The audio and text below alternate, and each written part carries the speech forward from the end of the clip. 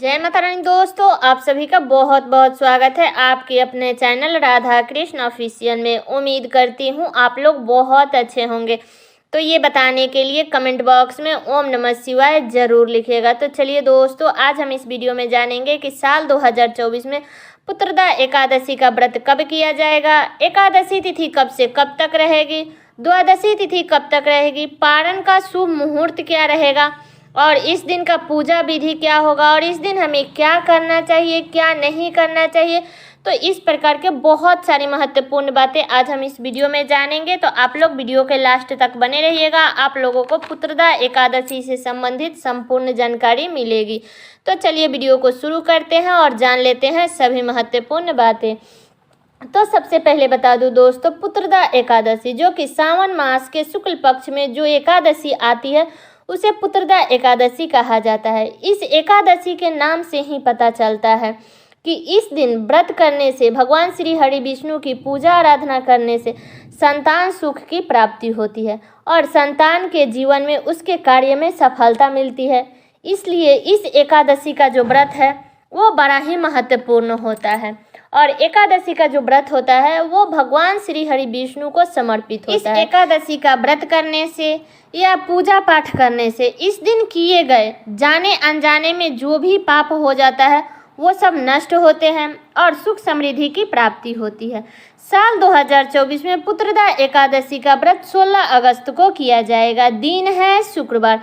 अब चलिए जान लेते हैं कि एकादशी तिथि कब से शुरू हो रही है और कब समाप्त हो रही है। तो बता दूं कि एकादशी तिथि शुरू होगा 15 अगस्त को सुबह में 10:28 से एकादशी तिथि शुरू हो जाएगा और एकादशी तिथि समाप्त होगा 16 अगस्त को सुबह में 9:41 तक रहेगा। इसके बाद में एकादशी तिथि समाप्त हो जाएगा। उदया तिथि के अनुसार हमें एकादशी का जो व्रत है, पुत्रदा एकादशी का जो व्रत है वो 16 अगस्त को रखना है। दिन है शुक्रवार।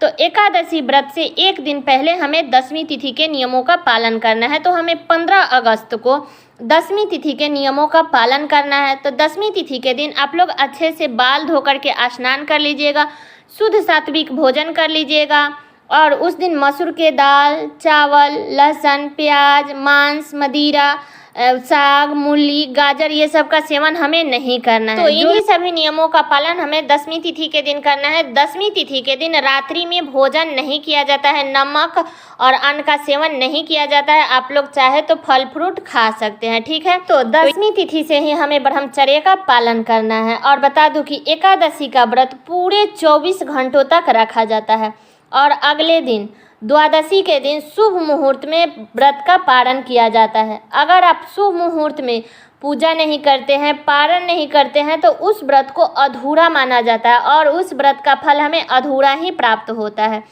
और बता दूं कि एकादशी का जो व्रत है वो सभी व्रतों में सबसे उत्तम और कठिन माना जाता है। और बता दूं कि एकादशी का व्रत तो कठिन तो होता है, लेकिन इस व्रत को सच्चे श्रद्धा और निष्ठा के साथ में रखा जाए तो श्री हरि विष्णु भगवान की कृपा से जो भी आपकी अधूरी इच्छा है वो सब पूरी हो जाती है। और एकादशी के दिन चावल का पूरी तरह से त्याग करना चाहिए।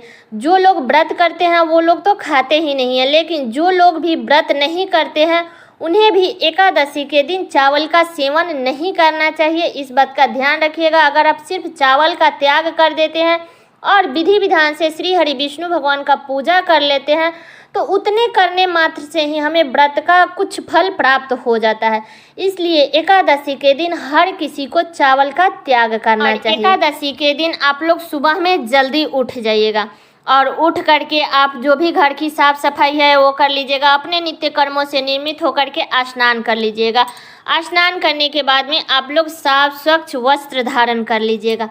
इसके बाद में आप सबसे पहले सूर्य भगवान को जल दे दीजिएगा। इसके बाद आप अपने पूजा मंदिर में पूजा विधि विधान से कर लीजिएगा। अगर आप चाहें तो अलग चौकी बिछा करके भी विष्णु भगवान और माता लक्ष्मी की पूजा आप लोग उस दिन कर सकते हैं, क्योंकि विष्णु भगवान के साथ में अगर हम उस दिन लक्ष्मी माता की पूजा करते हैं तो हमारे घर में सदैव लक्ष्मी माता की कृपा बनी रहती है। इसलिए एकादशी के दिन विष्णु भगवान के साथ में लक्ष्मी माता का भी पूजा विधि विधान से जरूर करना चाहिए। तो एकादशी के दिन आप लोग चाहे तो एक चौकी बिछा लीजिएगा, चौकी के ऊपर एक पीले रंग का वस्त्र बिछा दीजिएगा। उस पे श्री हरि विष्णु भगवान की जो भी प्रतिमा है उसको स्थापित कर दीजिएगा। लक्ष्मी माता की प्रतिमा को स्थापित कर दीजिएगा। इसके बाद अगर आपके घर में लड्डू गोपाल जी है, शालिग्राम भगवान जी है, तो आप लोग उनको भी स्थापित कर दीजिएगा। उन्हें वस्त्र के रूप में कलवा अर्पित कर दीजिएगा। धूप दीप ये सब जला करके और हमें श्री हरि विष्णु भगवान का विधि विधान से पूजा करनी है। इस दिन विष्णु भगवान को आप लोग पीला फूल अर्पित कीजिएगा। माता लक्ष्मी को लाल फूल अर्पित कीजिएगा। इस दिन हमें तेल में दीपक नहीं जलाना चाहिए। या तो आप तिल के तेल में दीपक जलाएं या घी में जलाएं तो सबसे अच्छा है। तो घी में ही एकादशी का दीपक जलाया जाता है। तो सुबह में घी में दीपक जला करके और आप लोग विधि विधान से श्री हरि विष्णु भगवान का पूजा कर लीजिएगा। और जो भी मौसमी फल आता है उसका आप लोग भोग लगा दीजिएगा। और ध्यान रखिएगा कि आप लोग विष्णु भगवान के भोग में तुलसी पत्र जरूर डालिएगा। तो ये एक कार्य आप लोग भूलिएगा मत। इसलिए 10वीं तिथि के दिन ही आप लोग तुलसी पत्र तोड़ के रख लीजिएगा।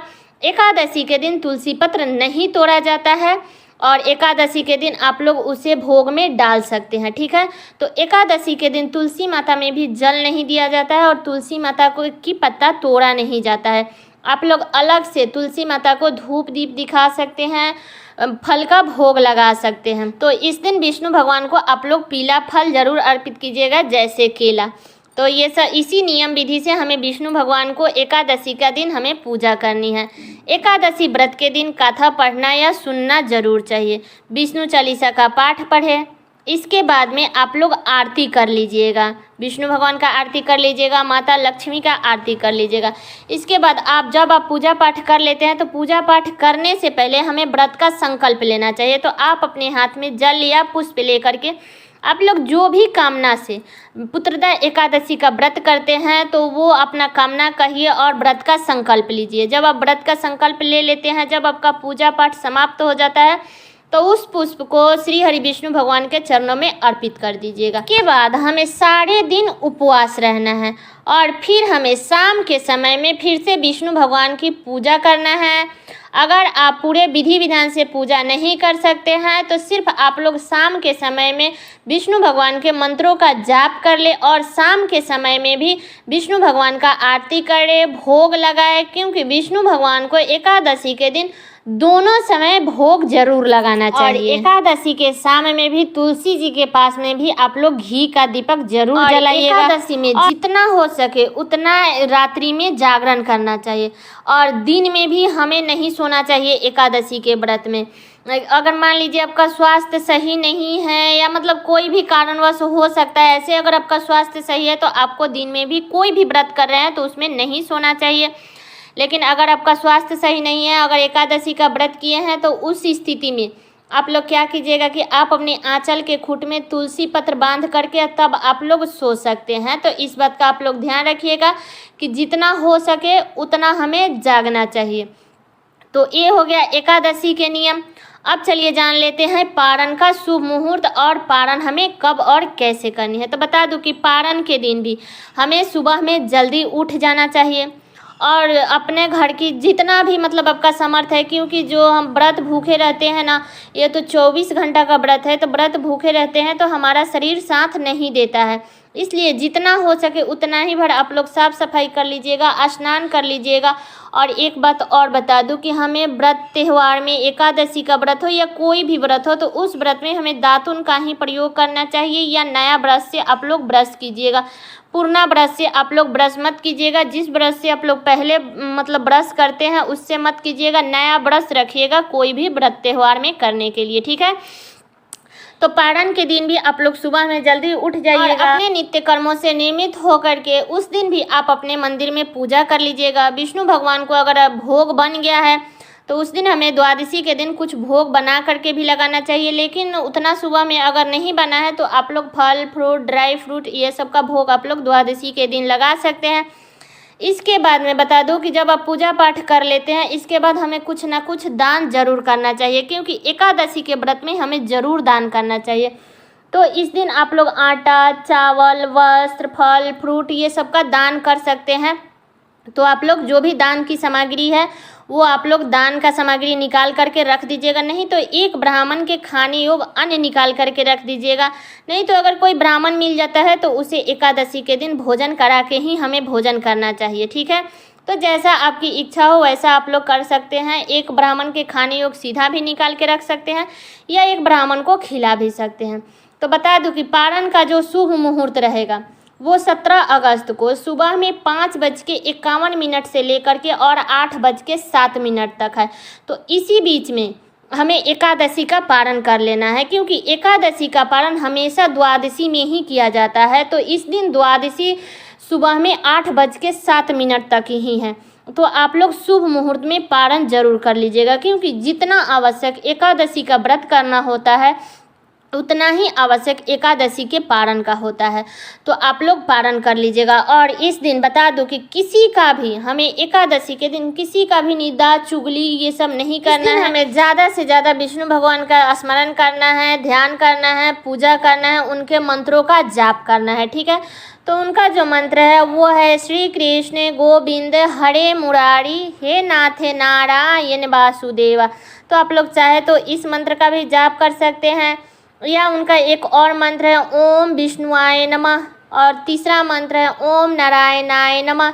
तो आप लोग जो भी मंत्र आप लोगों को आता है उसी मंत्र से आप लोग ज़्यादा से ज़्यादा उस दिन विष्णु भगवान का जाप करें, ठीक है। बता दूं कि द्वादशी के दिन पारण के दिन अगर आपका भोजन बन गया है तो भोजन करके पारण कीजिए, नहीं बना है तो आप शुभ मुहूर्त में आप अपने मुख में तुलसी पत्र और गंगा जल मुख में डाल करके आप अपना व्रत खोल लीजिएगा। इसके बाद में आपका जब भी भोजन बनता है तो आप लोग भोजन कर लीजिएगा, ठीक है।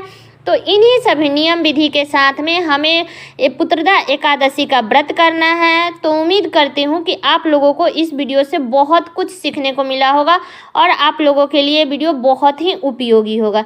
तो ये वीडियो मेरा यहीं तक का था। कैसा लगा ये वीडियो आप लोग कमेंट करके ज़रूर बताइएगा।